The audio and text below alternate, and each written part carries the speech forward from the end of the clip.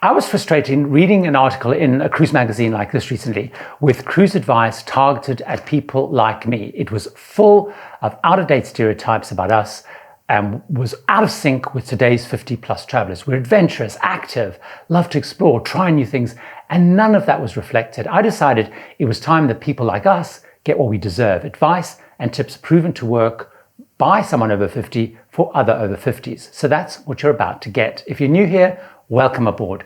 I'm Gary Bembridge, and my goal is to make it fun and easy to discover, plan, and enjoy unforgettable cruise vacations. I can see the cruise lines are obsessed with getting younger people to cruise. This push means they're attracting more families because, let's face it, people younger than 50 in their 30s and 40s are likely to have kids. Even on lines that have been much more adult focused, I'm noticing more families and children every time I cruise. For example, on all my recent trips on Celebrity, Princess, and Cunard. Mostly over 50 travelers I talk to, like me, want to avoid families with kids, as some have left that behind because their kids have grown up, some haven't had kids like me, some are looking to basically just escape from their kids or grandkids. So how do we get around this? Now, I've got a few tips, which also will save you money as well as a bonus. First, go on adult-only lines. In the UK, there is Saga, which are for the over 50s, and lines like P&O Cruises and Morella, they have adult-only ships in their fleet. Viking Cruises and Virgin Voyages, both of which I've been on, are only for over 18s. However, as you can see, our options are limited. The second thing we can do is use the fact that families with children cruise during school holidays and public holiday times. We can use that to our advantage. We're not constrained by that timing. I choose to cruise out of school holidays and around any public holidays if I'm going to one of the three biggest cruise regions: the Caribbean, the Mediterranean, or Alaska. Instead, I focus on shoulder periods at the start and the end of the season. So for the Caribbean, I will go in November into early December, or mid-January to February, for example. For the Mediterranean, I'll go in June and early September into mid-October, so again after school holiday period. For Alaska, I'll go in May or early June when the season starts. All of these times normally have good weather, are cheaper, and the ships are quieter. Another way to ensure less kids is go on longer cruises as families take these less. For example, what I like to do in the Caribbean is go on the 10 or 12 night trips like the Holland America Southern Caribbean I've booked for my next Caribbean trip. Repositioning cruises around April and October time, when the cruise lines move their ships between the Caribbean and the Mediterranean, are another great solution. They rarely have families and kids on and are great value too. Exotic and long-haul trips have fewer families on. Families mostly stick to Caribbean, Mediterranean, and Alaska cruises. Exotic trips to Asia, South America, and expedition cruises that involve flights get really expensive when traveling with a couple of kids. Of course, an obvious option is to focus on lines that tend to cater for us, 50-plus travelers primarily. That's what I do a lot. People often ask me why they don't see much about Royal Caribbean, Carnival, Norwegian Cruise Line, and MSC Cruises on my channel. It's because they generally are not the best at catering for people like me, but are for families. The lines that I cruise on most and I find best for travelers like me are in the premium area: Celebrity, Princess, Holland America, Viking, and now Virgin Voyages. I find the smaller ship lines are really good for me, and I like Oceania, Azamara, and Windstar. They're well geared for us 50 plus. They don't have any kids clubs or any facilities for kids, so families tend not to go on those. They also tend to have more interesting itineraries because they can call on smaller ports. If you have the budget, all the ultra luxury lines work: Seabourn, Crystal, Silversea, Regent 7 as few families go on those because they're so expensive.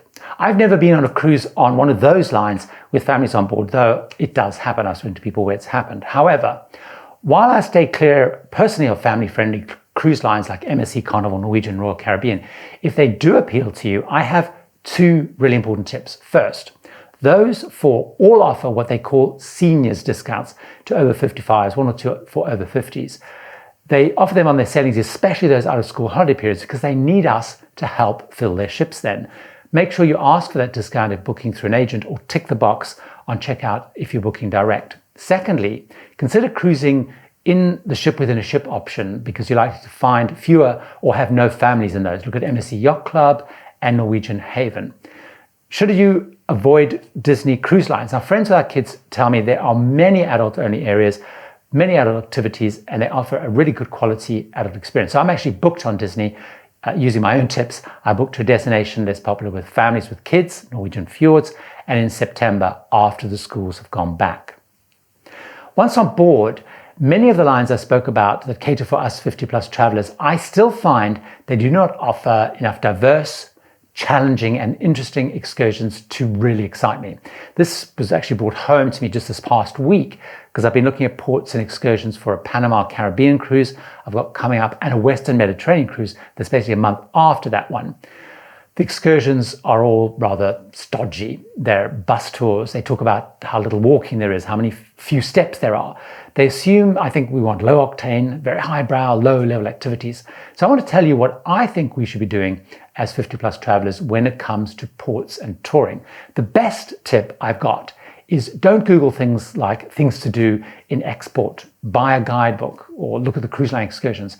It's actually to join the roll call for your cruise on cruisecritic.com. There you'll get to engage with others on your cruise. And there's always people in there who've been to each port recently. They found out what the best thing to do, the best value, the most interesting, unusual, fascinating thing to do, and importantly, how to do it. Don't fall into the trap of defaulting into what the cruise line offers.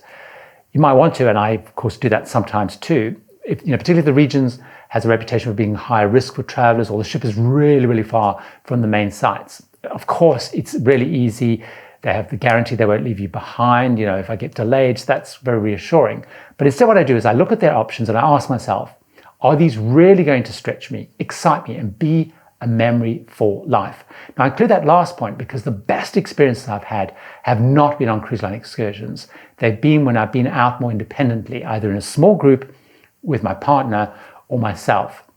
So in places I feel I need more reassurance because I'm unsure about the area, or I want guarantees about getting back to the ship, or someone who can sort out if I've got an issue, I then look at larger independent tour providers first, like shoretrips.com, cruisingexcursions.com, and viator.com.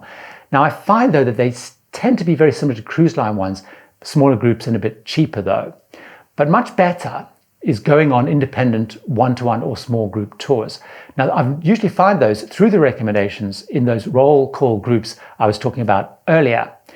Now, these are usually local tour guides and drivers, and I discuss with them what I'm interested in, and they work something out around what I'm interested in. I've got the reassurance then that I'm with people who know the territory, the areas to avoid, the best things to do, and importantly, they know the timing and how to get back and make sure I get back to the ship on time. Though I do mostly like to self-explore, and I do that armed with two things. A guidebook, I rely on Dawn and Kinsley guidebooks, or the local app, as most destinations have these now, and they tell me how to navigate public transport, tells me about the places to see, and secondly, with the daily program, with the ship cruise agent contact details, if I have a problem or I'm running late, I can then rely on that. My best experiences by far have been doing this. My partner and I did 10 weeks of a world cruise, calling on 35 destinations. But the ones I remember best are the ones where we did our own thing, using Kuala Lumpur, crazy public transport, but finding an incredible local food market, exploring Tokyo and stumbling across and playing the crazy pachinko arcades, watching a school traditional dance competition we literally came across in the middle of Ho Chi Minh City. These are the stories we tell, not the ones about the organized tours we went on. So my tip for ports is to push myself and live a little bit. Of course, it's all well and good saying, Gary, go and live a little and push it. But of course, I'm not as young as I think I am. So there are a couple of watch out tips that I do think I need to talk about for us as 50-plus travelers and certainly guide the way that I travel. First, some of our needs are going to take some planning ahead because the lines are not always on top of this. Most lines are focused on the bulk of guests, able-bodied couples in reality. So for example, here's a simple one, solo travelers. Many of us travel solo at times. I do it quite a lot and want to try and avoid paying for two. It takes a lot of planning. Now I've created a list of all the lines and the ships that have solo cabins because I found it really hard to find in one place. It's on my website at tipsfortravelers.com/solo cabins. These fill up really fast, especially when you do, say, a transatlantic crossing on Queen Mary 2. It's a good starting point, but you need to plan way ahead because there aren't many solo cabins. So that's one example. I update that solo cabin list. Many more ships are adding solo cabins, but they're limited. So what I also do is I use an aggregator site like vacations2go.com. They have a very specific tab on there which lists all the solo deals. And so I also ask my travel agent to track those. Another example is some 50 plus travelers are not that mobile anymore, have accessibility needs. That also takes planning. If you want to get a cabin that's going to cater for mobility issues, you need to plan ahead because the number of accessibility cabins on ships are limited. There are 3 other things I always do now that I didn't do when I was younger. First, travel insurance, which I now make sure it's cruise specific, so it covers medevac off the ship, getting me home if I'm disembarked in a port, have to go to hospital, and of course make sure it includes COVID cover. Secondly, I've created a first aid kit with all sorts of over-the-counter remedies for ailments to reduce the need to go to the medical center or to try and buy unfamiliar brands in local pharmacies. It always includes a home tooth repair kit because ships don't have dentists. Thirdly, plenty of prescription medication with some of my hand luggage, some of my main luggage, a photo of the bottle, and a copy of the prescription. Although I'm young at heart and I think I'm young, there's still some reality that I have to live with. So of course we're contemporary or modern, we want to do things, but hopefully these are much more realistic. Now to find out more about the best lines for us as over 50 travelers, click to watch this video here where I start talking about one of the least obvious cruise lines for us. I'll see you over there.